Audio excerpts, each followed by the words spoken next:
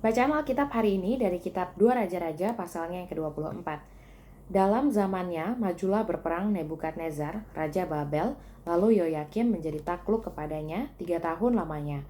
Tetapi kemudian Yoyakim berbalik dan memberontak terhadap dia. Tuhan menyuruh gerombolan-gerombolan Kasdim, gerombolan-gerombolan Aram, gerombolan-gerombolan Moab, dan gerombolan-gerombolan Bani Amon melawan Yoyakim. Ia menyuruh mereka melawan Yehuda untuk membinasakannya sesuai dengan firman Tuhan yang diucapkannya dengan perantaraan para hambanya, yaitu para nabi. Sungguh hal itu terjadi kepada Yehuda sesuai dengan titah Tuhan untuk menjauhkan mereka dari hadapannya oleh karena dosa-dosa Manasye, setimpal dengan segala yang dilakukannya, dan juga oleh karena darah orang yang tidak bersalah yang telah ditumpahkannya, sebab ia telah membuat Yerusalem penuh dengan darah orang yang tidak bersalah, dan Tuhan tidak mau mengampuninya.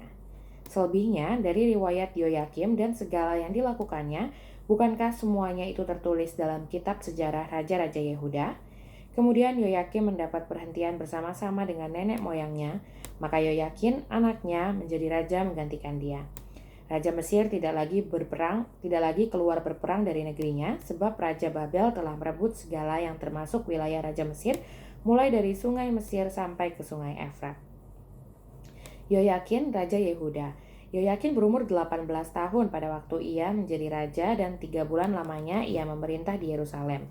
Nama ibunya ialah Nehusta binti Elnatan dari Yerusalem. Ia melakukan apa yang jahat di mata Tuhan tepat seperti yang dilakukan ayahnya.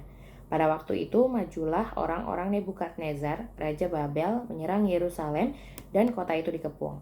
Juga Nebukadnezar, Raja Babel, datang menyerang kota itu, sedang orang-orangnya mengepungnya. Lalu keluarlah Yoyakin, Raja Yehuda, mendapatkan Raja Babel.